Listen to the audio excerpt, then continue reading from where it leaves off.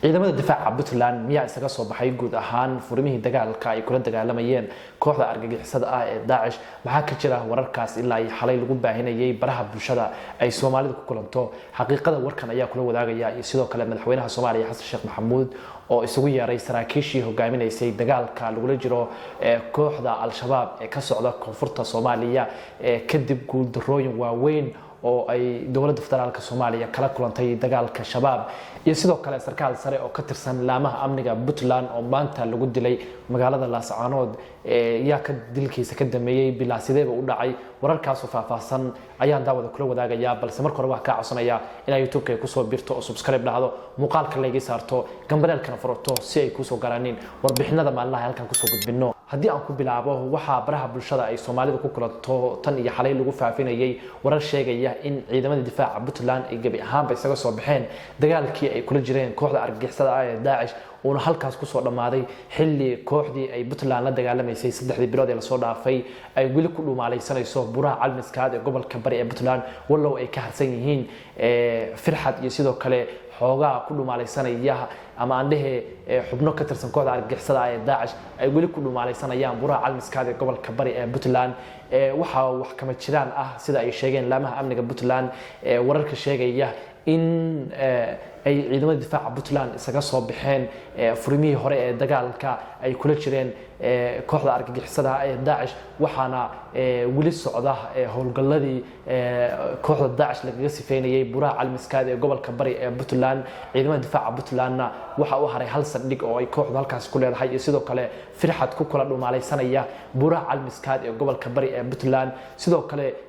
ciidamada difaaca Puntland waxa la sheegay in ay halkaas ka dhigan doonaan saldhigyo rasmi ah oo ay ka howlgali doonaan hadda kadib buraha calmiskaad ee gobolka bari ee Puntland si looga ilaaliyo kooxda Daesh Al-Shabaab iyo sidoo kale kooxaha xagjiriinta ah ee inta badan raadiyaha meelaha ay gabaadka ka dhigan karaan sida buraha calmiskaad oo ay hadda muddo ku soo gurmayeen halkaasna ay ka dhigteen saldhig weyn oo ay rabeen inay ka qabsadaan magaalada Boosaaso iyo sidoo kale magaalooyinka kale ee Puntland walina waa socdaa sida ay saraakiisha alaama amniga Puntland sheegeen dagaalkii ay Puntland kula jirtay kooxda argagixisada ah ee Daesh kaliya waxa soo dhamaaday ayaa la yiri wajigii saddexaad waxaana bilaaban doona wajiga afraad oo la rajaynayo in lagu soo afjaro kooxda argagixisada ah ee Daesh ee ku dhumaalaysanaysa buraha calmiskaad ee gobolka bari ee Puntland tan iyo intii uu bilaabmay dagaalka ay Puntland kula jirto kooxaha Daesh Puntland ayaa guulo waaweyn ka gaartay kooxda Daesh walow ay jiraan saraakiil badan oo ay Puntland ku weyday balse mowqifkii ugu weynaa oo ay Puntland u socotay waxa uu ahaa in kooxdaas nabadiidka ah ee rabtay inay guud ahaan Puntland la wareegto laga tirtiro buraha calmiskaad iyo sidoo kale guud ahaan Puntland ba shacabka iyo dawladda Puntland iyo sidoo kale ciidamadaba waxay aad uga rajo weyn yihiin inay gabi ahaanba ay ka tirtiraan kooxaha argagixisada ah waa guulaha waaweyn ee Puntland ka gaartayna waxa ay ka dhigan tahay in Puntland shacabkeeda ciidamadeeda iyo sidoo kale dawladeedaba ay ka go'an tahay in kooxahaas la soo afjaro waqtigay doonaan taba ha qaadatee dhanka kale madaxweynaha Soomaaliya Xasan Sheekh Maxamuud ayaa isugu yeeray saraakiishii hogaaminaysay dagaalka ay dawladda Soomaaliya kula jirto kooxaha shabaab ee ka dagaalamaya koonfurta Soomaaliya kuwaas oo maalmihii la soo dhaafay ciidamada dawladda u geystay jab weyn madaxweynaha Soomaaliya ayaa la rajaynayaa in uu saraakiisha ciidamada hogaaminaysa iyo hay'adda sirdoonka uu ku sameeyo isku shaaneyn uu ku sameeyo si guulo looga gaaro dagaalka ay dawladda Soomaaliya kula jirto kooxaha argagixisada ah ee shabaab ee ku dhumaalaysanaya gobolada koonfurta Soomaaliya dawladda Soomaaliya oo hubkii ugu badnaa iyo sidoo kale saanadii iyo kharashaadkii dawladaha caalamku ay ku bixinayeen amniga Puntland gacanta ku haysa ayaa ilaa iyo hadda wax guul ah ka gaarin dagaalka ay kula jireen kooxaha shabaab waxaana dawladda hadda gacanta lagaga dhigayaa goobo ay 2 sano ka hor dawladdu kala wareegtay kooxaha shabaab waxaana halka ka muuqda qorshe xumada iyo sidoo kale in dagaalka dawladda Soomaaliya kula jirto Al-Shabaab ay ka dhigan tahay in aysan dawladda ka go'nayn in kooxahaas guud ahaan laga safeeyo gobolada dalka ee Soomaaliya ay dhibaatada weyn ay ku hayaan Puntland oo iyadu cidna aysan ka caawinayn dhanka maaliyadda iyo sidoo kale saanadaba aysan cidna ka caawinayn dowladda Soomaaliyana ay iyadu iska indhatirtay ayaa guulo waaweyn ka gaartay dagaalka ay Puntland kula jirto kooxaha Daesh waxayna dad badan soo qaadanayaan guulaha ay Puntland ka gaartay dagaalkan ay kula jirto kooxaha Daesh iyo guuldarooyinka dowladda Soomaaliya oo hubkii iyo ciidamadii ugu badnaa Soomaaliya gacanta ku haysa aysan ilaa iyo hadda wax guul ah ka gaarin waxayna dadku leeyihiin dowladda Soomaaliya iyo sidoo kale madaxweyne Xasan Sheekh ba dhabka ma aha in uu dalka ka sifeeyo kooxda shabaab ee ku dhumaalaysanaysa buraha calmiskaad aan dhahe gobolada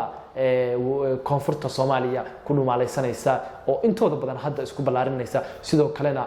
habeenkii xalay ahayd weerar ku soo qaaday ceelasha biyaha iyo sidoo kale afgooye oo kaabiga ku haya magaalada caasimadda ah ee Muqdisho sidoo kalena deegaano badan ayaa asbuuci la soo dhaafay dowladda lagala wareegay dowladuna hadda waxay qorsheynaysaa inay isku shaandhayso saraakiisheeda dibna ugu noqoto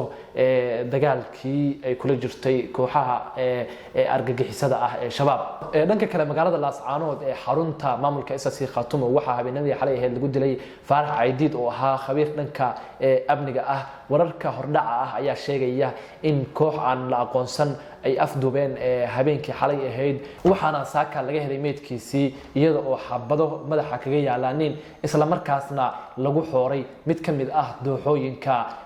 magaalada Laascaanood warar dambe oo soo baxay ayaa sidoo kale sheegaya in Faarax Jimcaale Caydiid uu u shaqeynayay xafiiska qunsuliyadda dalka Itoobiya ku leedahay aan dhahe magaalada madaxda dowladda Puntland ee Garowe iyada oo xoguhu xusayaan in 5 sano ka hor weerar lagu qaaday isaga oo ku sugan magaalada Laascaanood ee xarunta maamulka SSC Khaatumo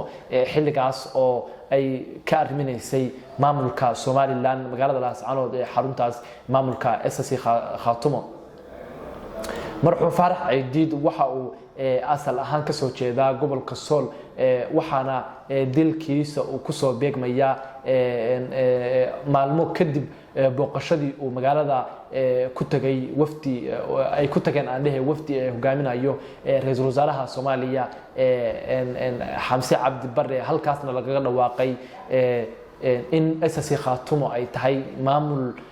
jira isla markaasna abni ah reer SSC Khaatumana ay ku faanayeen iyo magaalada Laascaanood ba in magaaladooda iyo maamulkooda uu yahay mid ka amni badan Puntland Muqdisho iyo sidoo kale Hargeysaba ilaa iyo hadda ma jirto wax war ah oo ay ka soo saareen hay'adaha amniga ee maamulka SSC Khaatumo war ku saabsan dhacdadan xalay ka dhacday